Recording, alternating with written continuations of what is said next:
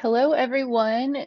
We are going to talk about Chapter 8, which is covering listening, receiving, and responding.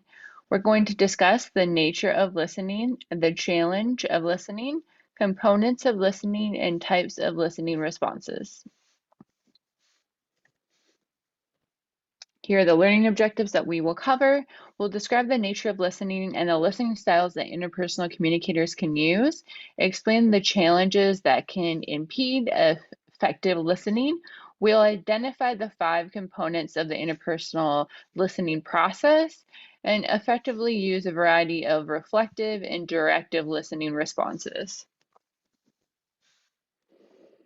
So let's start off. When you think about listening, can you identify the worst listener that you can think of? Maybe it's somebody who often interrupts you or whose attention seems to wander when you're talking.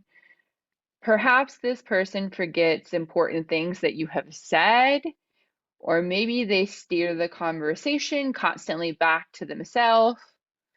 Or maybe the responses that they give you show that they don't really understand what you're saying.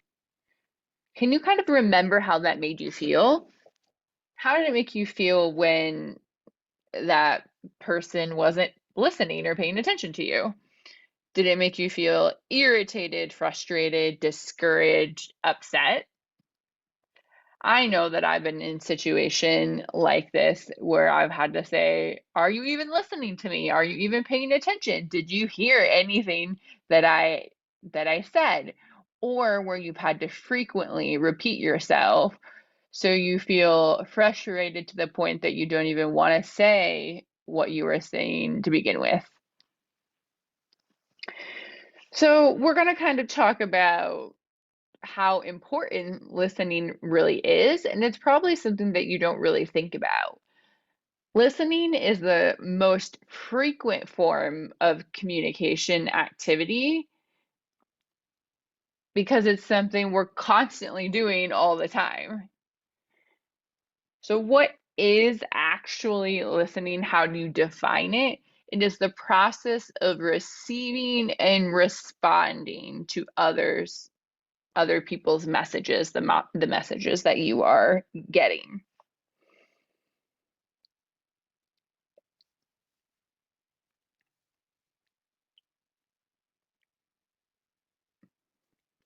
But there is a difference between actually hearing and listening. So, hearing is when the sound waves hit your eardrum, it causes vibrations that are transmitted to the brain. That is the process that occurs and being able to hear something. But listening is when these impulses are reconstructed into representation of the original sound. And this is when you're assigning meaning to something.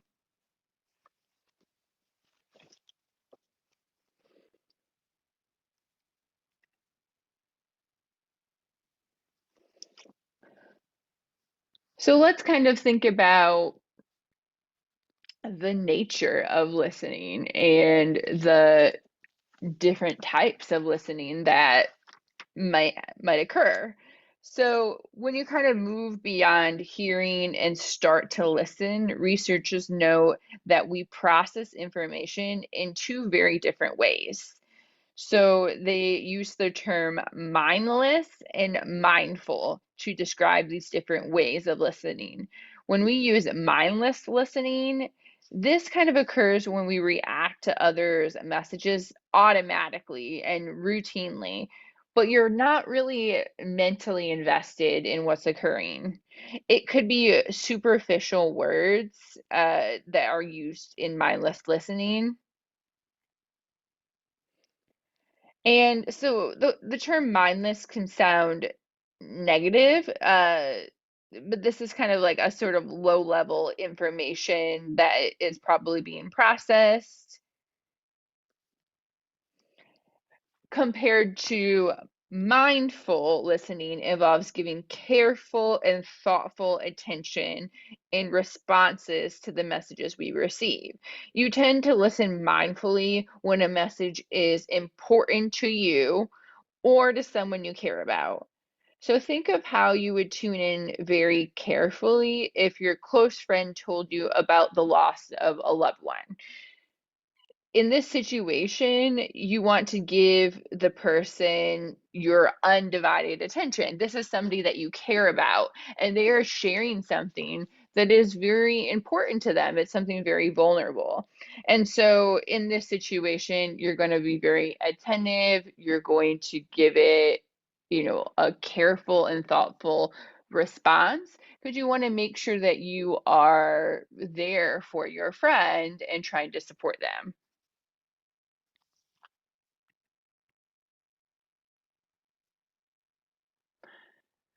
We have different listening styles, and not everyone listens the same way or with the same goals all the time. You might use these listening styles in different types of situations. So, communication researchers have identified these four broad listening styles, and they are task oriented, relational, analytical, and critical. So, each of these has strengths and weaknesses, and sometimes people may use one listening style more depending on the situation. So, for instance, task oriented listening is more concerned with efficiency and accomplishing the goal or the job at hand. So, you might think of a situation where there is a deadline and there's pressure that needs to get done, and there's going to be immediate action. And so this is going to be beneficial in that type of situation. So the primary focus is usually taking care of business, and the listeners encourage others to be organized and concise. So that could be a positive in that situation. But one of the disadvantages of task oriented could be that it alienates others because it could ignore people's feelings, because that's not really what you're paying attention to in this type of listening style. Because you're kind of just focusing on being direct and getting things done. And so you might also not be as thoughtful about things or as considerate in this type of listening mindset. Then you have relational listening. So when somebody is using this type of listening style, they are concerned with building emotional closeness with others. So people who primarily use this style are typically extroverted, attentive, and friendly. And relational listeners aim to understand how people are feeling, and they are aware and very responsive to other people's emotions. So they're trying to not judge people, are interested in understanding and supporting someone, and trying to evaluate the situation to build some sort of emotional closeness with other people using this style. So, this is generally going to maybe bring you closer with the other person or draw out responses from, the sender and receiver because of the emotional connection that is occurring. One of the negatives of this could be maybe you could lose your ability to be objective in this situation because you get emotionally connected to what is occurring. And, so that could be something that could be difficult because you are very concerned with this emotional connection and closeness with these people. When you use analytical listening, you are emphasizing attending to the full messages before judging. So people who default to this style want to hear details. They want to analyze an issue from multiple perspectives. Analytical listeners can be a big help when the goal is to investigate a difficult questions, taking into account everybody's perspective. And they're especially valuable in thinking systematically about complex issues. So this approach in the negative could be time consuming and isn't always practical if you have a deadline coming up and a decision needs to be made very quickly. So that could be a drawback of this type of listening when you don't have time to sit there and evaluate every single option available because it's something that just needs to get done right now. And then people who use critical listening have a strong desire to evaluate messages. They're concerned not just with understanding messages, but with assessing their quality, focusing on accuracy and consistency. This style can be especially helpful when the goal is to investigate a problem. So, however, critical listeners can also be frustrate others by appearing to find fault in minor details because they're really trying to find and evaluate correctness of everything, and that could frustrate people in situations. So you may have used all of these styles depending on the situation, or maybe you tend to use one or a couple of them more frequently. But whatever your style that you use, it's just important to recognize that you can control the way that you listen, improve your listening ability, and it can help you improve your relationships if you really pay attention to it.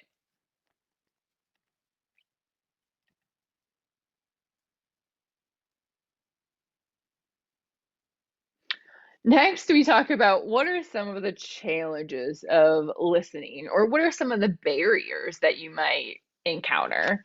And I'm sure that we all have probably faced this. So, we all have the best intentions to listen carefully, but it might become a challenge. Sometimes, our brain gets distracted and we can get overloaded with information. So the amount of information can just be overwhelming. Every day we encounter so much information coming at us that it is impossible to listen carefully to everything we hear. We're just bombarded with so many messages and face-to-face interactions from the internet, media, our cell phone, and so many sources that it's just impossible to keep our attention totally focused for very long. So as a result, we usually, choose to listen mindlessly in some situations rather than mindfully. Another thing that can happen is that, or why we might not listen carefully, is that we're wrapped up in personal concerns. And so maybe there is something that is more important to us than the messages that we're getting from other people. So it's hard to pay attention to something or to other people if you are thinking about something else. Maybe you're thinking about something that's going to happen tonight, something that happened last night, something important that you're concerned about. And your brain is too focused on these personal concerns that you can't pay attention to what people are telling you right now.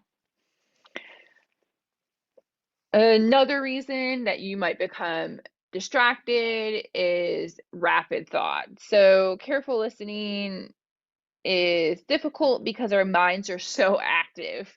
So, although we're capable of understanding speech at a rate of up to 600 words per minute, which is interesting when you think about how much information that is, the average person speaks a lot slower than that. They really speak between 100 and 140 words per minute. So we do have spare time to spend within our minds thinking about other things while people are kind of talking. So our temptation is then to use that extra time to maybe think about all these other things that are going on, or maybe to daydream. And so the brain basically just works faster than a person can speak. And then we have noise. So our physical and mental worlds are constantly presenting distractions that make it hard for us to pay attention. Let's think about the sound of other people talking by you, traffic, music, you know, if there was children playing near you or something else loud that is occurring, or maybe there's something else that is causing fatigue or discomfort, or all these other things that can happen that can make it difficult for you to pay attention. Maybe you're in a room that's hot and stuffy and crowded and uncomfortable. So all of these things can be a barrier or a challenge that makes it, you know, more difficult for you to listen and pay attention.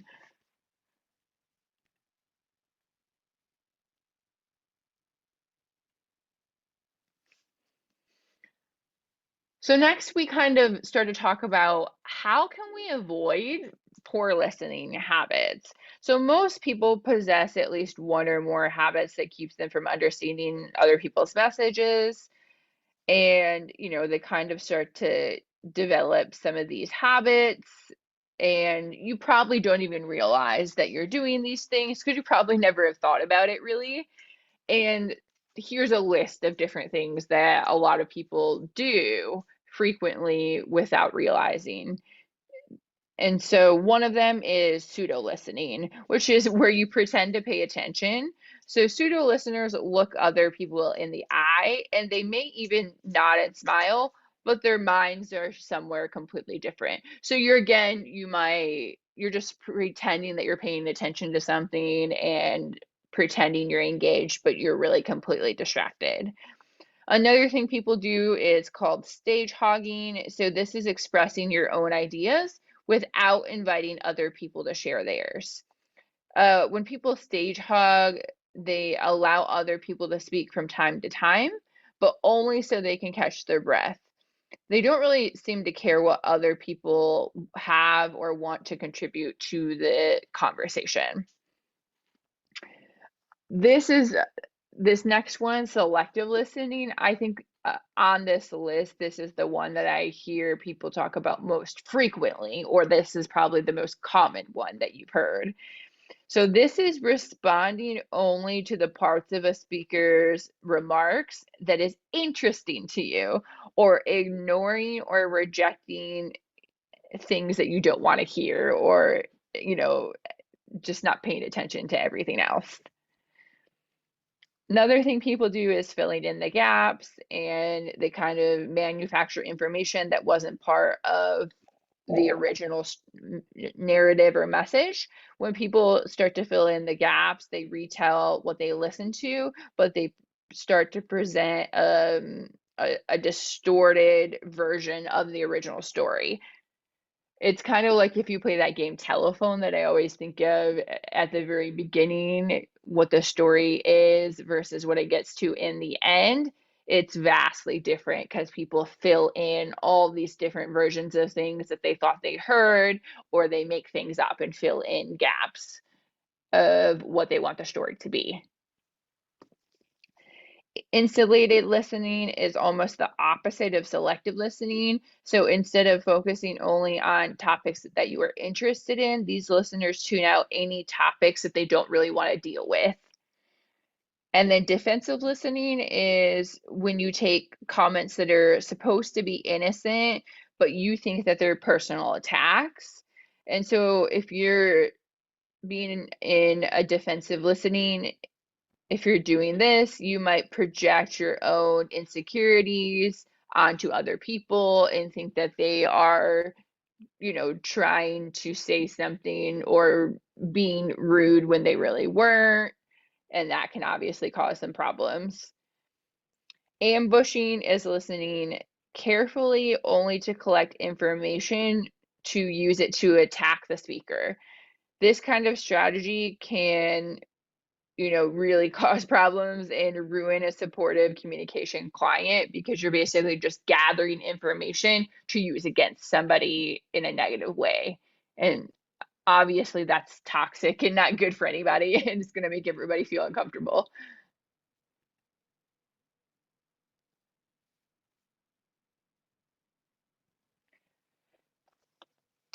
So the actual components of listening. So by now you begin to see that there is more to listening than just sitting quietly while somebody else speaks. So in truth, listening, especially mindful listening, consists of 5 separate elements: hearing, which is the physiological aspect of listening, which we defined earlier. And then next you have attending. Attending is a psychological aspect of listening and part of the process of selection. So, attending basically, most people are convinced that they can attend to several messages and sources at once, and that multitasking is an efficient and an effective way to communicate. But research doesn't always back these claims because the human brain can only process a finite amount of information at one time. And, it can start to divide and provide distractions that can impair your cognitive focus the more that you're doing, the more that you're multitasking. And so it's, how much can you really do with still, paying attention. And then we have understanding, which is where you actually attach meaning to the message. So in this stage of the listening process, it's composed of several elements. First, of course, you must be aware of the syntax and grammatical rule of language. You must also be familiar with a speaker's vocabulary and jargon. Another important factor in being able to understand is what you know about the message's source, such as, the background.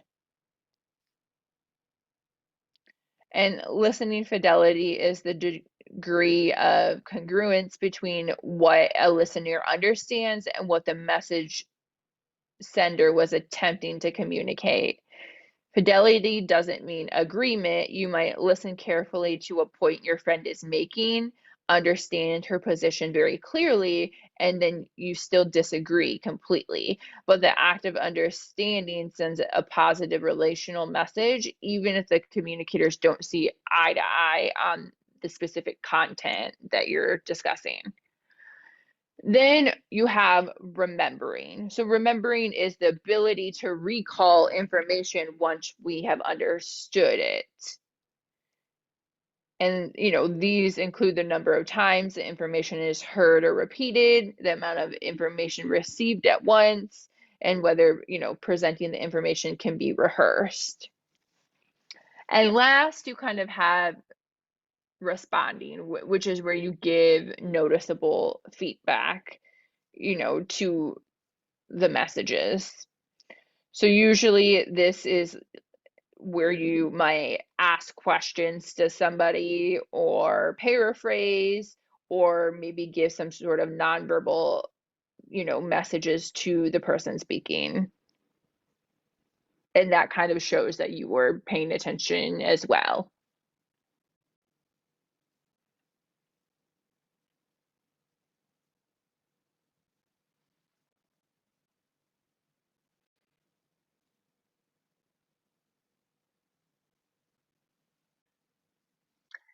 Types of listening responses. Of the 5 components of listening described in the previous section, It's responding that lets us know if others are truly tuned into what we're saying. Let's think about a moment when you kind of think of someone who you thought was a good listener. Why did you think that? Why would you select that person as a good listener? It's probably because of the way that that person behaved while you were speaking.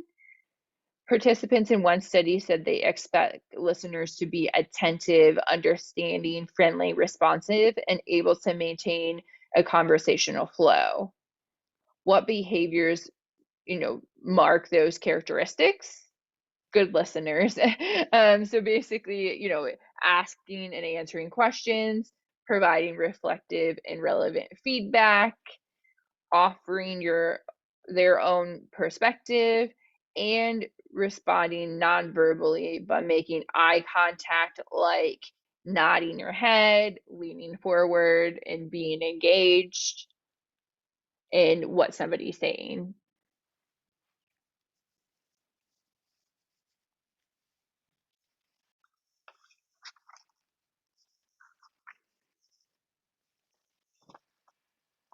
So in this figure, this kind of illustrates some of the types of listening responses.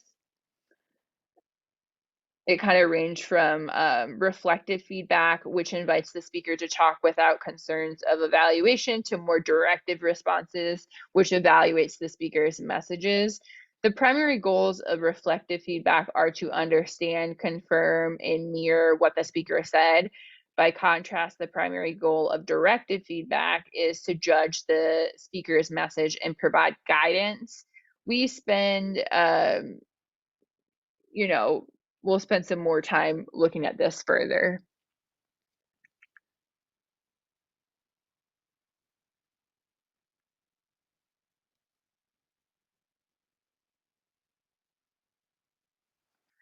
So, types of listening responses, we started to kind of touch on this. Questions.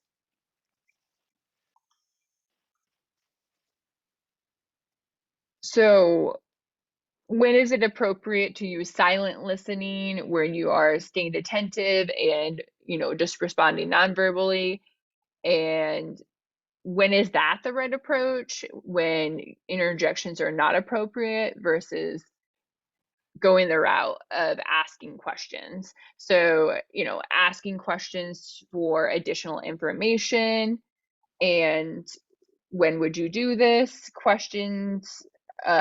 Here are some different reasons that you might do that, and reasons to ask sincere questions. First off, to clarify meaning. So good listeners don't assume that they know what the speaker intends or what they mean. They ask for clarification with questions. What do you mean when you said this? You said, this specifically, can you clarify? And so on and so forth. And you also do it to learn about other people's thoughts, feelings, and wants. A sincere, sensitive, and caring question can draw opinions, emotion, needs, and hopes. And it's best to ask open questions that allow for a variety of responses, opposed, closed questions, which is a limited range of answers. So a closed question is going to just give a yes or no answer. For instance, a closed question would be, did that make you feel angry? And then the person would just say yes or no. Oppose open would be, how did that make you feel? And that allows for a more of a variety of responses. You also want to encourage elaboration. So people are sometimes hesitant to talk about themselves, or maybe they aren't sure if other people are interested in a particular area. So you might want to say, tell me more about this. I'm not sure if I understood about this area. And so that will kind of show that you're listening and show that you're interested in something specific that the speaker was talking about. And encourage discovery. Asking questions can sometimes encourage others to explore their thoughts and feelings, and to kind of go into it deeper. And then also to gather more facts and details. People often appreciate listeners who want to learn more as long as the questions aren't too like intrusive or crossing boundaries of rude or privacy issues.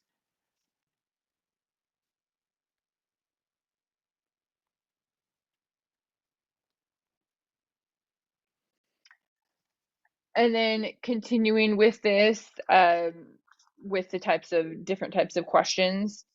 Unfortunately, though, not all questions are genuine requests for information. Sincere questions are aimed at understanding, but counterfeit questions are kind of disguised attempts to send a message, not to receive one. And so, that can cause issues.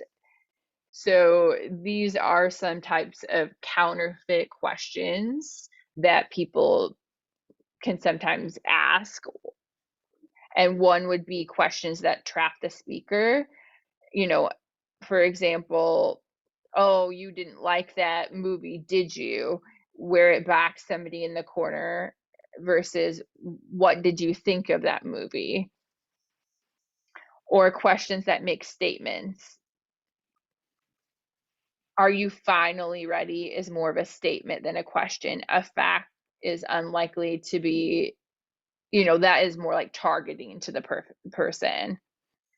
And then questions that can already carry like hidden agendas. And then questions that seek a positive judgment. How do I look is often a request for a particular response, like you look great.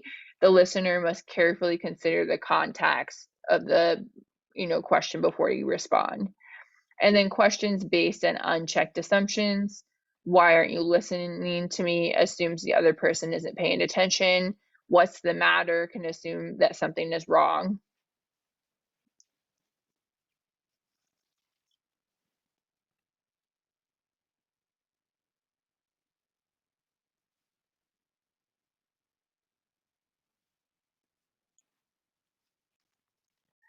And then we also have, paraphrasing strategies where that just is providing feedback that restates the speaker's wording in offering an example of what you think the speaker is talking about and reflecting the speaker's themes in your own words.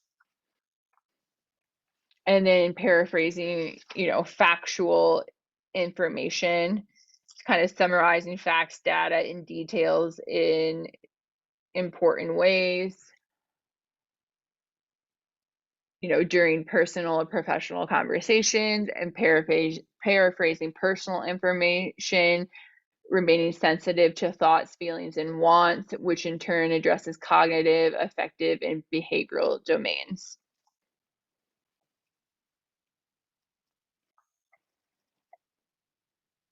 And so when you paraphrase, restating someone else's message in a way that sounds natural can be difficult. This can be a hard skill to master. And so these are just ways that you can try to work on it, try to work on changing the speaker's wording and offer examples of what you think that they're saying to get clarification.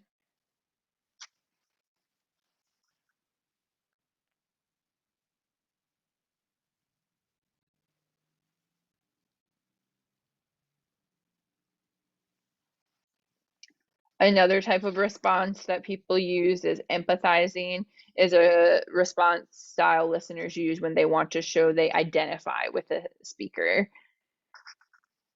So when people, do this, they empathize, that they identify with the speaker's emotions and perceptions more than paraphrasing would.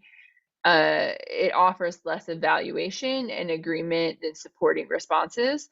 Listeners are not empathizing when they display the following behaviors, though: denying others the right to their feelings, minimizing the significance of the situation, focusing on only themselves, or if you rain on the speaker's parade. So if you do these things, then that isn't showing true empathy. You want to make sure that you are actually being empathetic.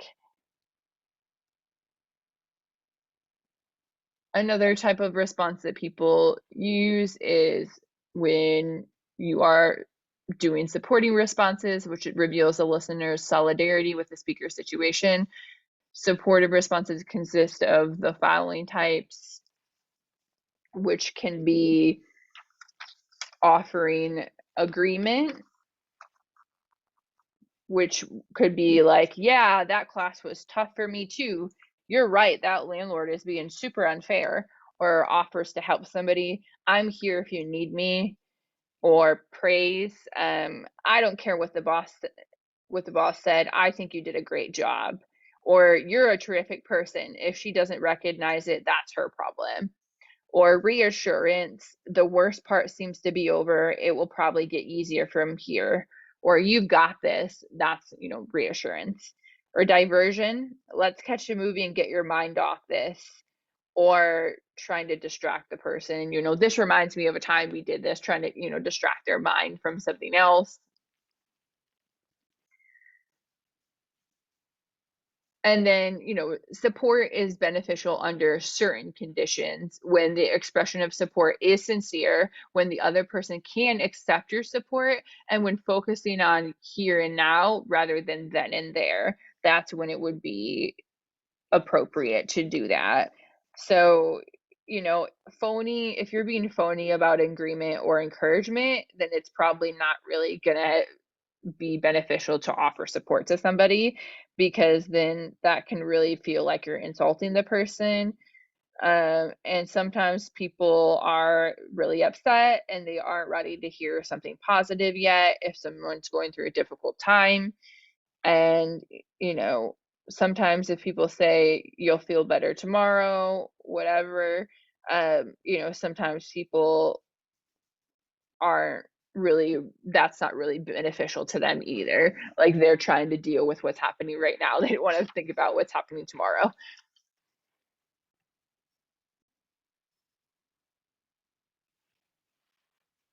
Another type of listening response, analyzing, is when the listeners offer an interpretation of the speaker's message. And so you might say, I think what's really bothering you is, example, whatever it may be. She is doing this because of whatever. Maybe the problem started because he was doing. So communicators who respond this way often use analytical listening style that we discussed a little bit earlier. This style can be effective in helping others see alternative meanings in a situation.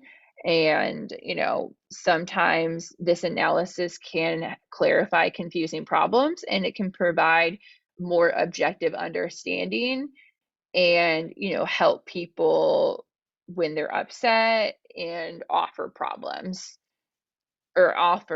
solving options that maybe they hadn't considered. But when are trying to help someone, here are maybe some guidelines you should follow. Try to offer your interpretation in a tentative way rather than an absolute fact.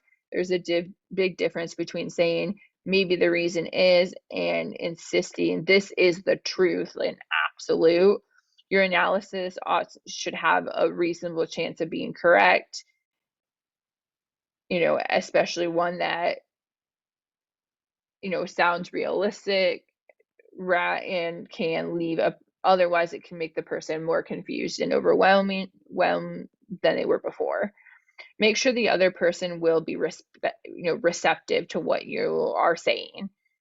Even if your interpretation is accurate, your thoughts are not going to help the problem or the person if they are not, ready to deal with it at that point, or are not in a mindset to listen. And be sure that your motive for offering analysis is truly to help the person, because it can be tempting to offer help or analysis just to show how smart you are, or even to make the other person feel bad for not having thought of the answer. And that isn't going to be very helpful. to that person and can maybe make them feel worse.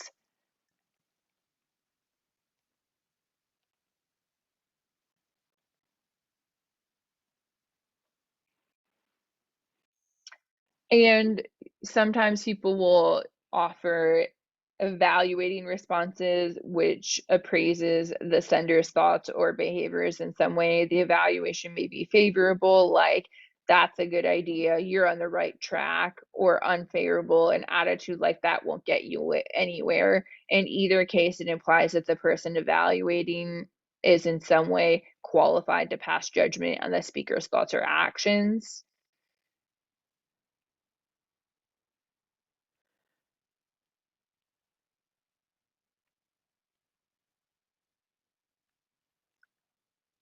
And then advising is the most common reaction to somebody's problem. And here are some reasons why that is not always helpful. So, when you approach someone else's problem and try to offer them advice, we are all pretty familiar with these type of responses. If you're so unhappy, you should just quit your job and you should just go tell your boss what you think of him. You should just take some time off. So even though advice might be just what a person needs, there are several reasons why this is not very helpful. So first, it may not, offer the best suggestion about how you should actually act.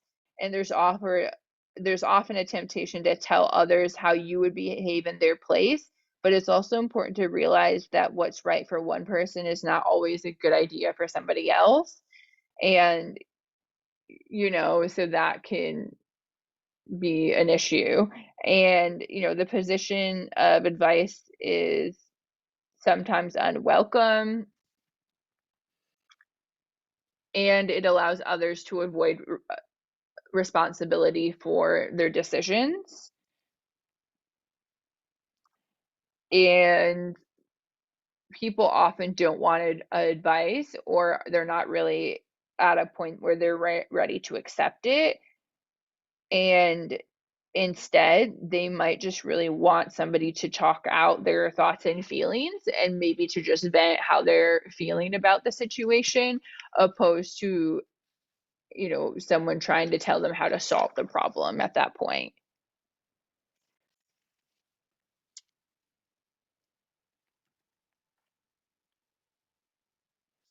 So before you instantly react with trying to give people advice about something, if that is your initial reaction when people, are venting to you or sharing things with you and you're trying to listen, you should consider, these things instead. Is the advice needed? If the person has already taken some sort of action, giving advice after the fact, for instance, I can't believe you got back together with that person, is not really helpful or appreciated. And then, is the advice wanted? So people generally don't value unsolicited advice. It usually is best to ask if the speaker is interested in even hearing your advice, because sometimes people just want someone to listen to their problems, like we talked about, and just want to vent. And is the advice given in the right sequence? So advice is more likely to be received after the listener first offers emphasizing, paraphrasing, and question responses to understand the speaker and the situation better. Is the advice coming from an expert? If you want to offer advice about anything from car purchasing to relationship managing, it's important to have experiences and success in a similar situation. So if you don't have any experience or expertise in this area, it's a good idea to offer the speaker just supportive responses that encourage the speaker to find expert counsel in this area, because you may not be the best person to even offer advice if you don't have personal experience in this area. Is the advisor a close and trusted person? So although sometimes we seek out advice from people we don't know well, in most cases we value advice given within the context of the people that we are close to. And then is advice offered in a sensitive or face-saving manner? So no one likes to feel bossed around or like belittled, even if the advice is good, because that's just it's just not a good environment and it's going to make people feel bad.